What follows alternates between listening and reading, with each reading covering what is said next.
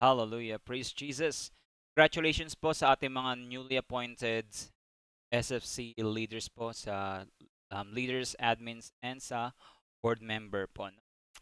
Ang pagiging leader po ay, totoo nga po, I totally agree na hindi siya madali. Masaya siya, no? Kasi it's from the Lord eh. Anything from the Lord, okay, it gives us joy in our hearts. Madali man yan na mahirap, basta para sa Panginoon. At galing sa Panginoon, eh, may joy dapat, no? Pero hindi natin pwede malis yung fact na mahirap.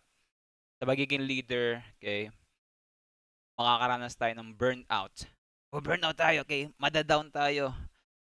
Parang feeling natin na ayoko na nga. Magpapatuloy pa ba ako sa gawain na ito? Siguro yung ilan sa inyo na nakaranas na yun, umalis na sa group chats. Okay? Umalis sa ministry, sa church. Kasi nga, ang daming problema. Problema sa pamilya, problema sa disciple. May mga pastors na umalis sa pagiging pastors. Alright? Talaga nakaka-burnout. Okay? Nakakapagod. But by the grace of God, okay, meron tayong energy para magpatuloy.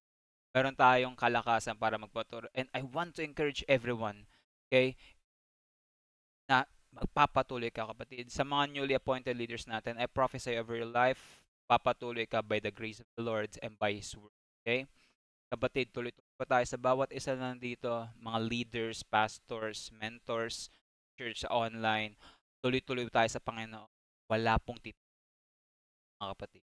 And ito po ay pagkatawag ng Panginoon. At pag ang Panginoon ang tumawag, hindi niya tayo aalisin. Tayo lang mismo ang nag-aalis sa sarili natin sa pagiging leader. And because of some reasons, okay? Iba-ibang mga dahilan. Anyways, let's pray for a minute. Father in heaven, in the name of Jesus, God, we need the revival of the Bible. We need the Word of God. Sa oras, Lord God, na nanghihina kami, palakasin mo kami through. Thank you so much. Give you the glory. Give you the praise. Holy Spirit, speak to us. Transform us through the Word of the Lord in Jesus. Amen. Hallelujah. Dalawang ating speakers ngayon, or kanina, brother. Yan, nakita niyo po ba yung screen ko? Dito po yung topic, no? Revival of the Bible. Nakita po ba natin? No? So, not in the Bible, no? Iba yung in the Bible. Ibig sabihin ng in the Bible, listahan ng mga revival sa Bible. Pero when we say revival of the Bible, it simply put, like, the Bible gives us revival. Okay? Ayun po yan. When we talk about revival, hindi siya tradition. It's biblical. Okay? In medical term po yan, pag revival, yung namatay ng tao, muling nabuhay, revival tawag doon. May patay, muling nabuhay, revival tawag doon. Okay? In spiritual sense, yung Christian, yung tao, okay, yung taong wala sa Panginoon, okay, na-revive, bumalik sa Panginoon, tawag po ng revival. O kaya mga Kristiyano, on fire, unti, nawawala yung fire sa Panginoon, tapos all of a sudden, namatay ng conference, o kaya mayroon naglayan sa kanya, tapos bumalik ulit yung apoy niya. That is revival. Okay? At sa mga leaders po, lalo ng pagbagong leader, no, napaka-hype niyan, napaka-on fire niyan. Pero pag nasubok na ng panahon niyan, okay, may mga times talaga nanghihina tayo as leaders. Tinatamad tayo as leaders. Okay? Hindi naman kasi nawala yung problema eh. That's why we need revival. Okay? And ito yung madalas natin ginagawa, no? Gumagawa tayo ng maraming ministries para ma-revive tayo. O kaya gumagawa tayo maraming entertainment para ma-revive ang church natin. One thing, okay? Ito yung most, ano yan, I could say number one, no? Na nakakalimutan ng marami is yung revival of the Bible. Okay? Kalimutan muna natin siguro yung supernatural, no? Kilala nyo naman siguro ako, mga kapatid. I love supernatural. I love the Holy Spirit. I love speaking in tongues, prophecy. Pero ngayon, kung kalimutan. Alright? Let's focus on the written word of God, the Bible. Alright? I would, sino sa inyo dito na parang okay lang kahit di ko maranasan yung speaking tongues, basta wag lang mawala yung Bible. O we put priority on supernatural rather than the Bible. as leaders, okay, mga leaders, mararanasan natin yung supernatural, especially sa Siblings for Christ, ating founder dito, nag-speaking in tongues, okay? So, ibig sabihin, nag-a-affirm sa supernatural at kumikilos ang supernatural sa Siblings for Christ. At as leaders, please, huwag tayong mag-focus doon. Mag-focus tayo sa Bible, right? Pero di natin inaalis yan, ha? Okay, we affirm that, okay? We love supernatural, okay? At ito, let's focus dito sa Bible. Kasi dadaan talaga tayo sa mga panghihina, pagsubok, okay? At dito tayo huhugot ng kalakasan sa mga. Amen po ba? Alright? Dito tayo sa pinaka-text natin. Kung mamaya kung hindi pa kayo matutulog, basahin niyo po yung buong 2 Kings chapter 22, chapters 22 and 23. 2 chapters po yan, no? Pero mahaba siya, no? Pero ito na lang. Ito na yung context summary niya. So, sa chapters 22 and 23 ng 2 King, King Josiah, okay, of Judah discovers the book of the law. Si King Josiah po ay bata pa po siya. Okay, 8 years old po, no? Batang-bata. And then, pinalinis niya yung temple. And then, yung mga inutusan niya na high priest and then scribe, na-discover po yung law. Okay, yung the book of the law. Based on the Bible scholars, ito po ay portion ng Deuteronomy. No? So, na-discover nila yung law in the temple. Naayos kasi nila. Siguro, nakapagdakan, siguro, ano na yun, malikabok na yun, punong-puno na sapot. Kasi, mahabang panahon po yun na natago. Hindi nabuklat. Kung babasahin niyo po yung history ng kings in the Bible, konti lang yung mga good kings. Halos lahat, lalo na sa Israel. Okay? Halos lahat ng mga evil kings. Ano? Okay? One of the reasons is because hindi nila binabasa yung law nila, no? Torah. Okay? So this prompts him to implement extensive religious reforms. Nagkaroon ng reformation po sa Judah that time nung na-discover nila yung book of the law. Alright? So, ginawa ni King Josiah, okay, he removed idols and reinstating worship of Yahweh. So, nagkaroon ng matinding reformation po. So, King Josiah destroys idolatrous practices, renews the covenant with God, and fulfills prophecies against idolatry.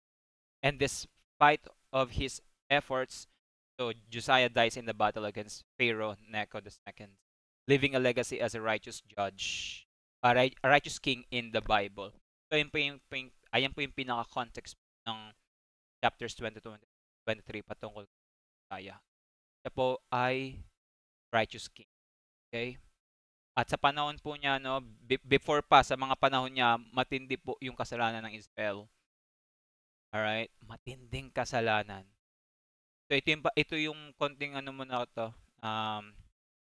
Sino nga ba si King Josiah? Yon. Familiar po ba kayo dito? Siya po ay batang-bata, no? 8 years old. So, King Josiah discovered, the konting portion ng Book of the Law in the temple. Then, meron din kasing prophecies na kung saan paparusahan yung Israel, no? And then, he implemented religious reforms in Judah. He removed idols and reinstated proper worship of Yahweh, our God, and he actively worked to eliminate pagan practices. He remembered as a righteous king in all history. Right? So, ito. Yan. Number 1, the book of the law was found. Basahin natin dito sa verses 8 and 10. Okay, Bible reading tayo. Sino naboboring sa Bible reading? Okay? Maboring muna tayo ngayong gabi, na. Then Hilkiah, the high priest. So, yung Hilkiah po, siya po high priest. Siya po inutusan. Okay? Kasama si Shaphan. Si Shaphan na scribe. Para siyang sekretary na taga-sulat. Yan. So, Hilkiah, the high priest, said to Shaphan, the scribe, I have found the book of the law in the house of the Lord. And Hilkiah gave the book to Shaphan. Yung mga scribe kasi marunong din magbasa ng book of the law yan, eh. And he read it. So Shaphan the scribe went to the king, bringing the king word saying, your servants have gathered the money that was found in the house and have delivered it into the hand of those who do the work, who oversee the house of the Lord. Then Shaphan the scribe showed the king, saying, Hilkiah the high priest has given me this book. And Shaphan read it before the king. So natagpuan nga nila yung book na yon. Binasa nila yung sa harapan ni King Josiah, okay? Ano nangyari nung narinig yun ni King Josiah? Ito na. King Josiah humbles himself. Ano kaya narinig niya, no? Ito ba ay patungkol sa promise? Ito ba ay blessings? Okay? Now it happened. Verse 11 na po. When King Josiah heard the words of the book of the law, that he tore his clothes. Highlight nyo po sa Bible niya, mga kapatid. Please open our Bible, no? He tore his clothes. Sinira niya, winasak niya yung damit niya. Okay? Sa Bible po, sa Old Testament, yung mga hari, pag ganyan, no? Pinapakita yung regret, pinapakita yung talagang sorrow, matinding kalungkutan, okay? Hinagpis, grieved. Ganun ang naramdaman ni King Josiah nung narinig niya yung Book of the Law. Kasi sa Book of the Law, tinulat doon yung mga kasalanan ng mga ninuno niya. At dahil sa kasalanan na yon, okay, may mangyayaring parusa sa Israel. Yung narinig niya yon, okay, nagkaroon ng sense of conviction sa kanya. Nagkaroon ng sense of conviction. Nagkasala kami, nagkamali kami. Karapat-dapat kami maparusahan. So, ang ginawa niya, he tore his clothes. No? He humbles himself. He humbles himself. Okay? Nagpakumbaba siya sa Diyos at next, Isaiah seeks the Lord. Okay? Hinanap niya ang Panginoon. Verse 12 and 13 po tayo. Then the king commanded Hilkiah the priests, Ahikam the son of Shaphan, Akbor the son of Micaiah, and Shaphan the scribe, and Isaiah, a servant of the king, saying, saan yung mga tao na to? Sabi niya sa mga tao na to, go, inquire of the Lord. Yung word na inquire, okay, it's a kind of prayer. You're gonna talk to God.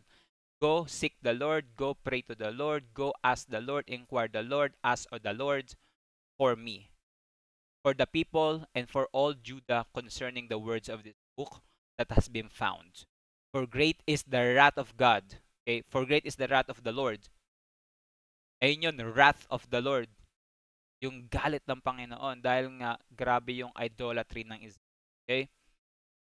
For great is the wrath of the Lord that is arose against us because our fathers, yung mga ninuno nila, have not obeyed the words of this. Do according all that is written concerning. Okay? So natagpuan yung Book of the Law na mahabang panahon nakatago, nabasa, narinig ni King Josiah, nagkaroon siya ng conviction sa puso niya, nagkaroon ng pagsisisi, nagkaroon ng humility. Okay? So ang ginawa nila, hinanap nila ang Panginoon, tumawag sila sa Panginoon patungkol sa narinig nila sa Book of the Law. Alright? So sa sequence na yan, mga kapatid, ang nangyari sa Israel matindi. Sa Judah. Okay? Ano nangyari? Nagkaroon ng revival and reformation sa lugar nila sa panahon ni King Josiah. Okay? Spiritual revival and reformation broke out. Ang tindi kasi, ganito nangyari, na-delayed. Hindi naranasan ni King Josiah yung parusa. Okay? Naranasan yun yung mga sumunod pang mga king. Dahil sa ginawang humility ni King Josiah, dahil hinanap niya ang Panginoon, at dahil natagpuan niya ang salita ng Diyos, okay, nagkaroon ng pag-isisi sa puso nila, nagkaroon ng spiritual revival, nagkaroon ng reformation, nawala yung mga idols, nawala yung mali nilang pagsamba, okay? Napalitan nyo ng tamang pagsamba. Nabalik yung tamang pagsamba. Nakita mo ba natin? This is revival, no? Revival hindi siya yung naranasan ko yung Holy Spirit na apoy. Okay, that's part, that's symbol of the Holy Spirit, no? Pero kung wala naman nagbabago sa buhay natin, that is not a revival. Naranasan mo lang yung manifest presence ni God. Alright? Genuine biblical revival, okay, brings transformation. Inaalis yung mga idols sa atin, buhay. Amen? Inaalis yon. And then, napapalitan nyo ng tamang pagsamba. May pagbabago po. No? Ayun po yung revival na binabanggit ng Bible. At tayong mga leaders, of course, we want to experience revival. Amen? Ulitin ko po yung revival po. May mga times na darating sa buhay natin na manghihina tayo, nawawala na yung prayer life natin. And as leaders po, kailangan nating revival. And as Tayong mga leaders, mga kapatid, may mga times din na magiging worldly, okay? Again, I'm setting expectations lang, no? I'm not prophesying na ganito mangyari sa inyo. You might experience it, no? So that is the reality. Pero praise God, no? We have the Bible that brings us revival in us.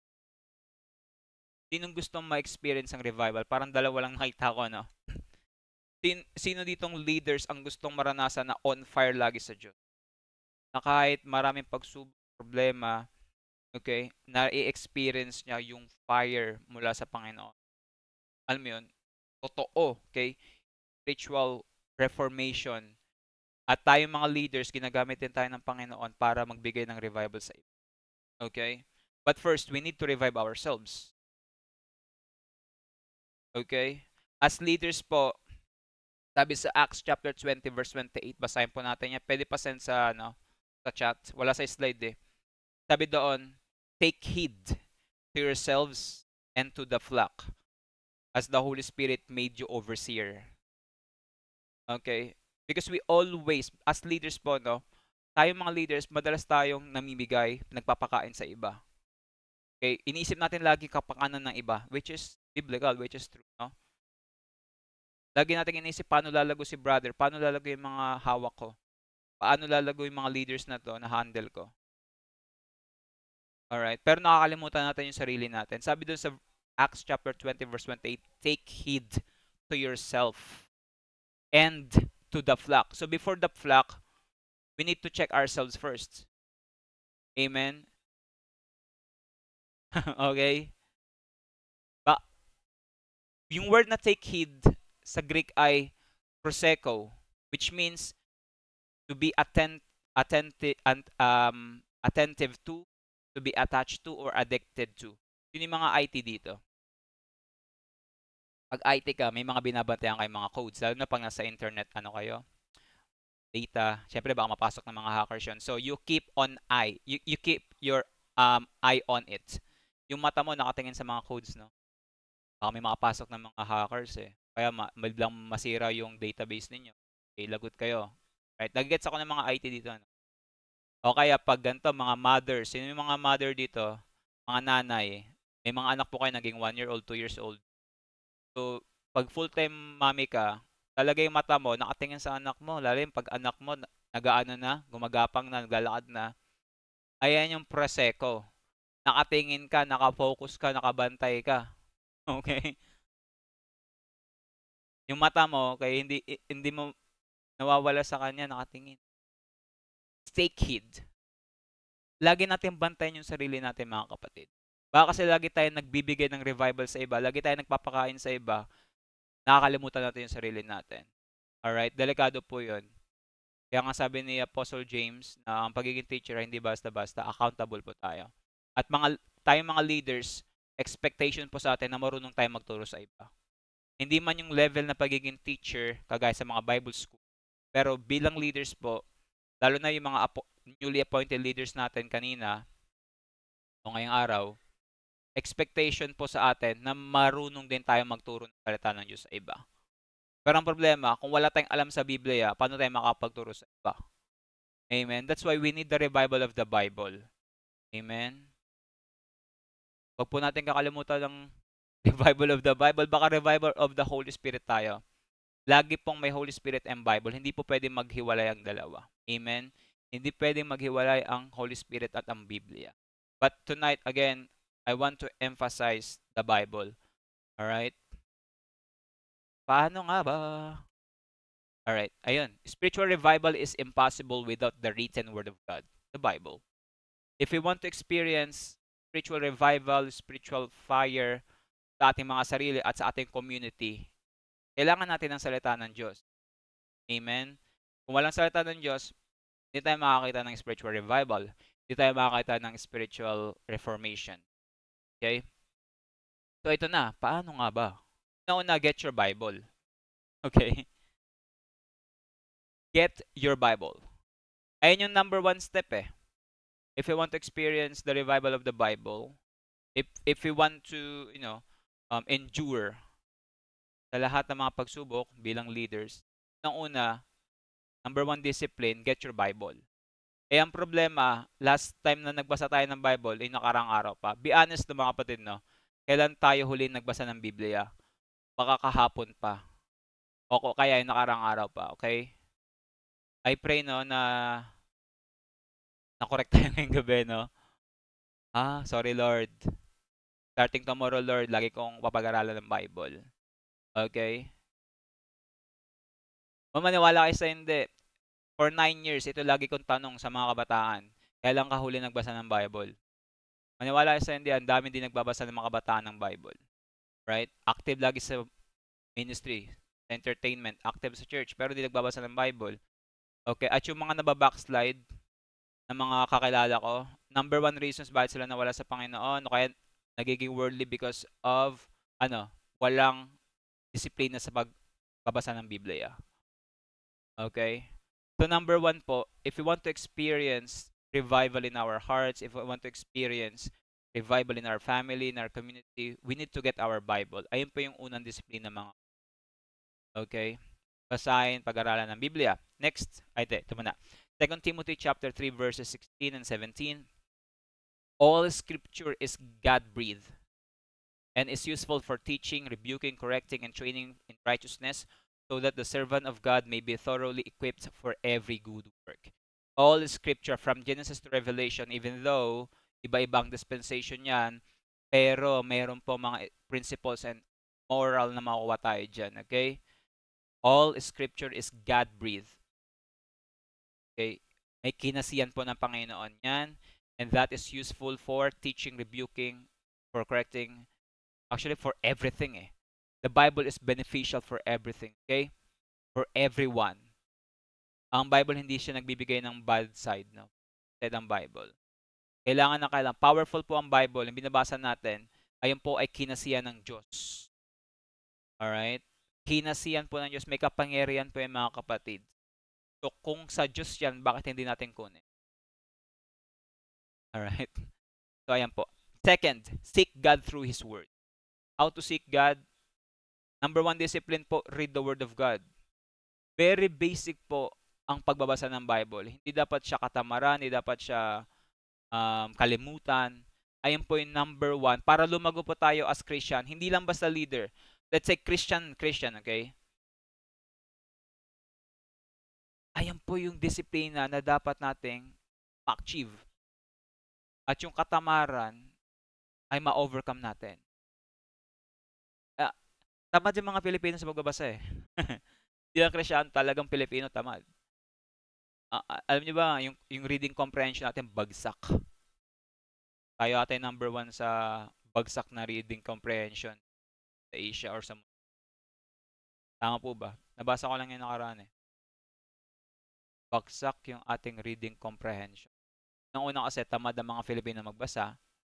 Kaya pangalawa, kung nagbabasa, hindi inuunawang binabasa. Tayo mga Christian, dapat mawala na tayo sa ganyong disiplina or attitude, character. Ilang Kristiyano po, lalo na mga leaders. Again, I'm speaking with the leaders right now. Okay? Sa SFC o kaya outside sa SFC. Maging disiplina po natin yung pagbabasa ng Amen po. Pag may nagtatanong sa akin, Brother Reggie, paano mo binabasa ang Bible? Binabasa ko lang. Alright. May Bible calendar ako from Genesis to Revelation. Pwede nyo pong gawin yan sa 2024, no? Meron po kayong Bible calendar. Basahin nyo po yan. This year, 2024, basahin nyo po from Genesis to Revelation. And then sa 2025, ibang version naman. Let's say NIV, next year NLT. This year, New King James Version ang binabasa ko eh. Patapos na rin ako, Revelation na rin ako sa New Testament.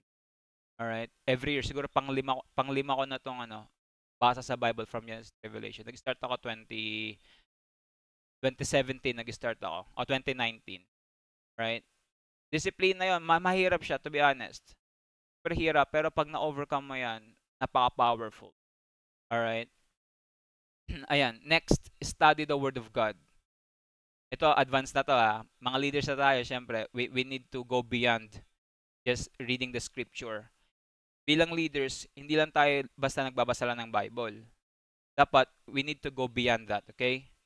Pag-aralan ng Bible. unawain.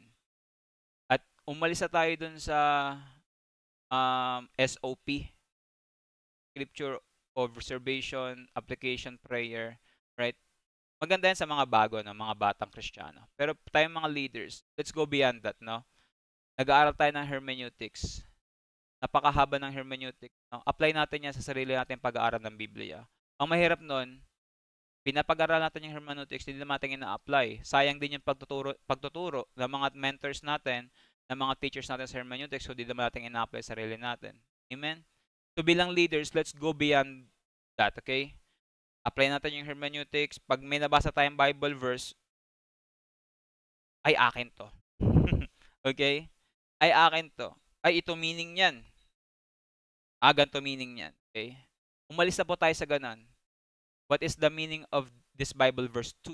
Mali po yan. What is the meaning of the Bible verse? Ganyan lang siya kasimple. Ano meaning niyan? So sa pag-aaral ng Bible, talagang kailangan mo ng oras, panahon. Alright? Instead na pumunta tayo sa Facebook, mag-scroll sa YouTube, TikTok, doon tayo mag-scroll sa Bible. Amen? We need to seek God, His Word. Ang ibig sabihin ng seek, you need to search out. May investigation na nangyayari.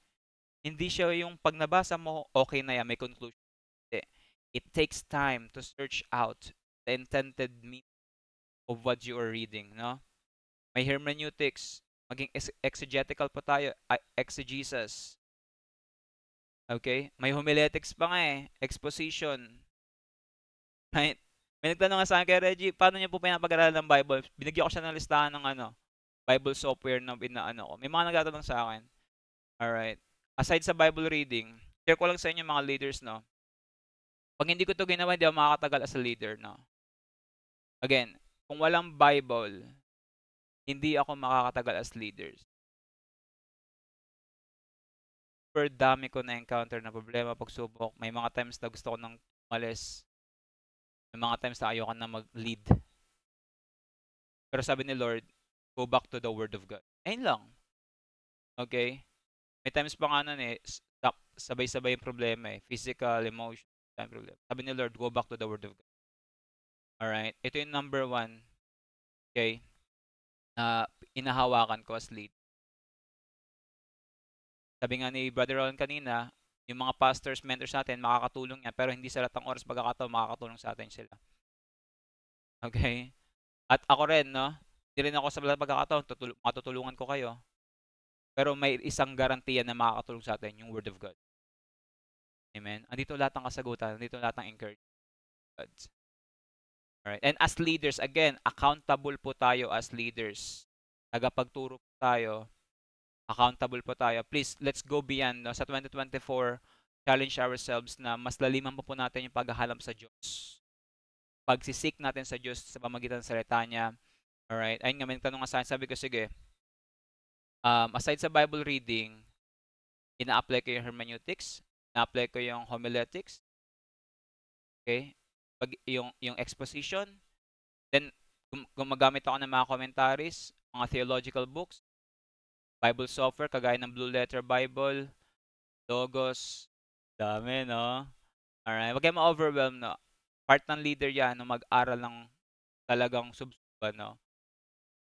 Ang dami, no? Ayan, ayun yung mga madalas kong ginagamit. Right? Iba-ibang mga versions ng Bible. Iba-iba, yan. So, if we seek the Lord through His Word, talagang seek. Okay, but share ko sa inyo to. I'm trying to, impart kung ano ibig sabihin ng seek. Seek kasi hindi yung binasa mo lang yung Bible ng yung isang chapter ng 3 beses. Hindi po yun. Yung seek, meron pong investigation. Meron pong effort na binibigay ka. Binibigay kang oras, 1 hour, 2 hours, 3 hours para maunawaan mo yung sabi ng Diyos, the Word of God.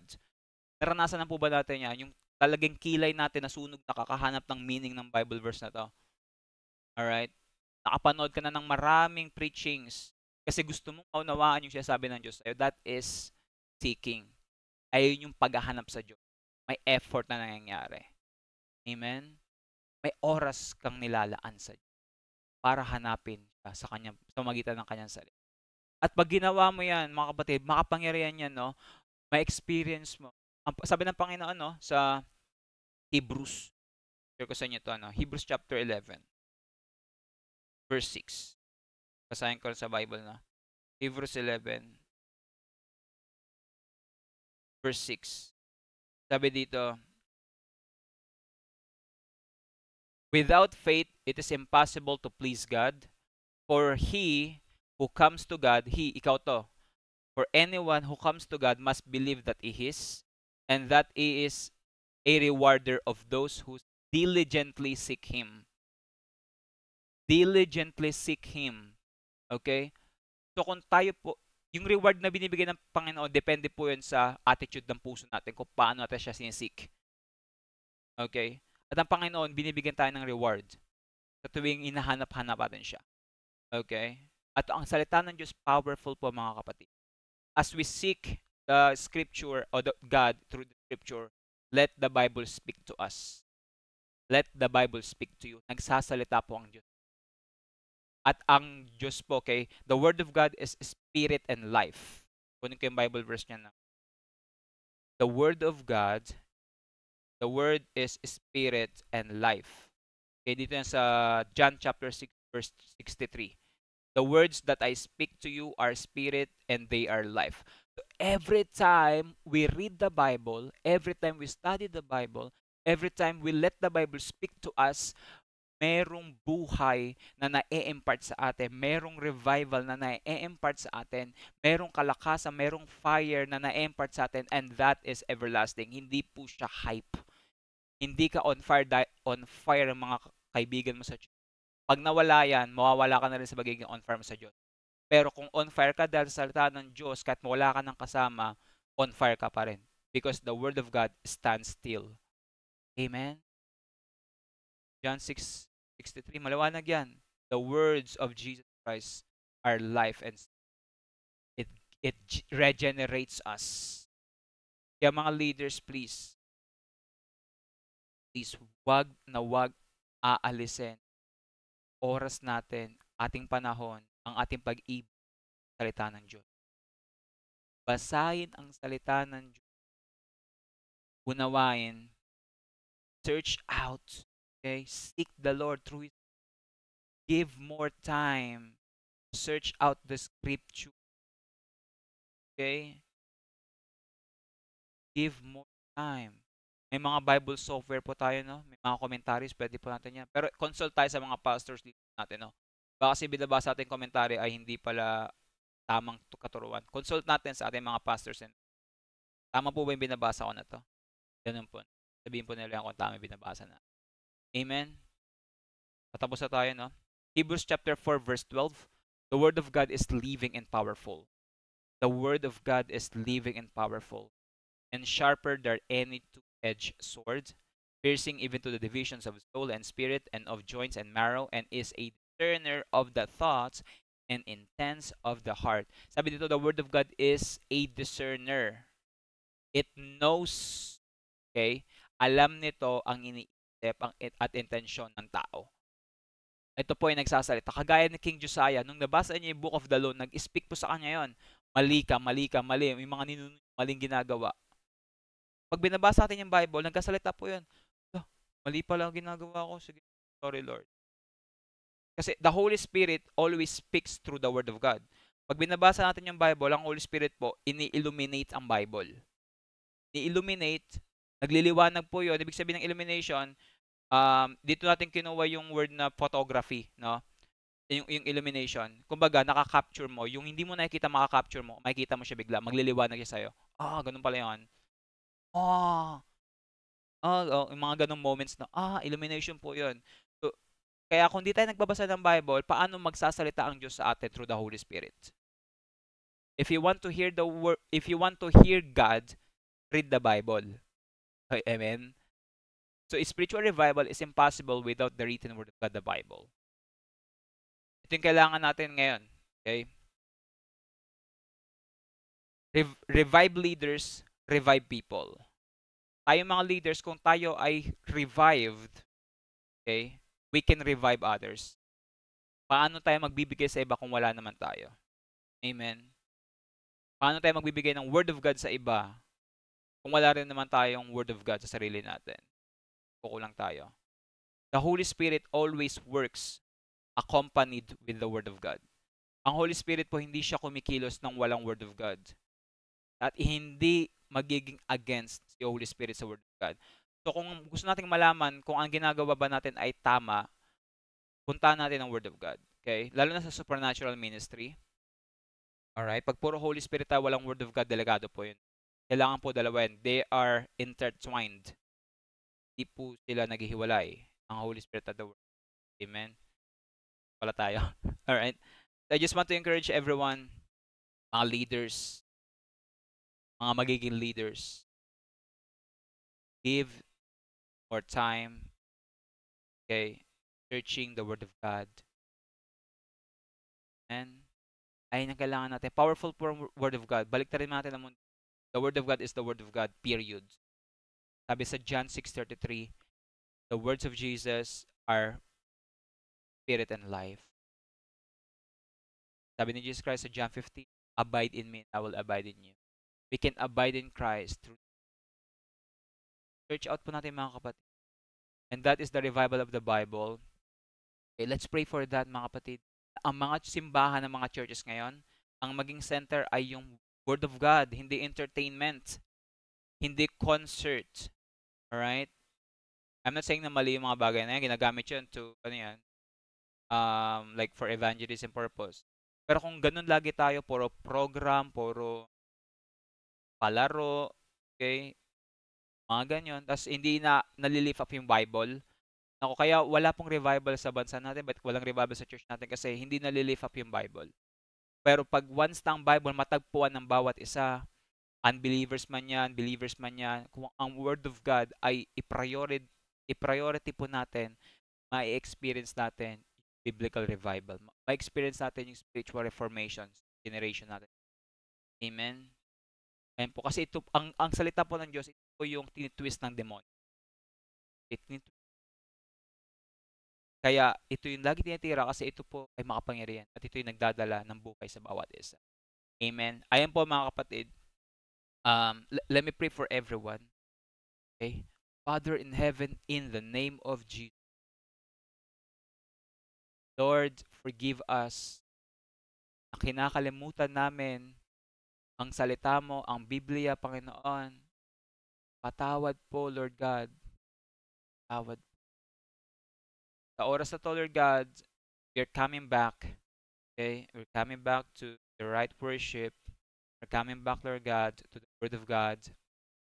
Mabalik kami sa salita mo, Panginoon. And as leaders, Lord, I pray sa lahat ng leaders dito, especially sa mga bagong leaders ng SFC. Lord, Holy Spirit, lagi mo silang kausapin. Paunawa ang salita ng Diyos, written Word of God. Tulungan mo kami maging exegetical ng salita ng Diyos. Holy Spirit, help us in Jesus. We cannot understand the Bible. We cannot have revelation and illumination without you, Lord. I release impartation and wisdom sa bawat isa. In Jesus' name, they will have understanding of the scripture by God's grace, by the power of the Holy Spirit. In Jesus' name, God. Patuloy mo gamitin ng SFC, Panginoon. Magturo ng theology, for God, ng Biblia, Panginoon, sa pangalan ni Jesus. At ang mga simbahan sa Pilipinas, Lord God, theology, salita ng Diyos. God, ibalik ang revival of the Bible sa bawat simbahan, Lord God, sa Pilipinas at sa buong mundo in the name of Jesus Christ. Lord, help us. We need the Bible. We need your word because they are life and spirit in you. Thank you, God. At ang gawa ng kaaway, mawawasak because of the truth encounter in Jesus' mighty name. Thank you so much, Panginoon. Yung mga false teaching, mga maling katuruan, Panginoon, mawawasak because of the truth encounter in Jesus' name. Thank you so much, God. We give you the glory. We give you the praise in Jesus' mighty name. Amen and amen. God bless po sa bawat isa. Again, congratulations po sa mga newly appointed leaders at sa lahat ng mga leaders ng SFC sa 2024 po. Okay, patuloy po tayo kung ano po yung naging magandang gawain natin dito sa SFC. Ipagpatuloy kung ano yung dapat idagdag para sa kalalago ng gawain, idagdag. Kung ano yung dapat mawala, alisin, no? Then I pray na I can see ang SFC no gagamitin ng Panginoon to bring revival of the Bible. Brother Rolando, um, si Brother Rolando, quick ano lang no, we've been in the ministry no, magkasama kasi magpartner po ang FHOP at SFC 2021. No? Number one talaga na umakit sa akin dito sa SFC because nagtuturo sila ng Bible. Ayun lang naman. Nung nalaman ko nagtuturo sila ng Bible, sabi ko gusto kong makinig sa kanila. Right? Then, ayan, I prophesy over your life, Brother Roland, then sa buong SFC. God will use you to bring revival of the Bible. May mga ano lang, may mga oppositions. Lagi naman may oppositions. Pero the Word of God stands still. Powerful. Yung mga oppositions na yon, okay, magkakaroon sila ng understanding sa truth. Okay? Yung mga nag-o-oppose sa atin dito. Okay, specifically dito sa ministries. Sila rin magiging supporter din ng gawain na to. Patuloy natin pag-pray si Brother Roland, mga kapatid, na patuloy gamitin ng buong SFC. Magdala ng Biblia, ng tamang katuruan. Alright? Pwede kayo mag-enroll sa theology class nila at sa kanilang mga training, mga kapatid. Ayun lang, God bless sa bawat isa. Pagpalain kayo ni Lord.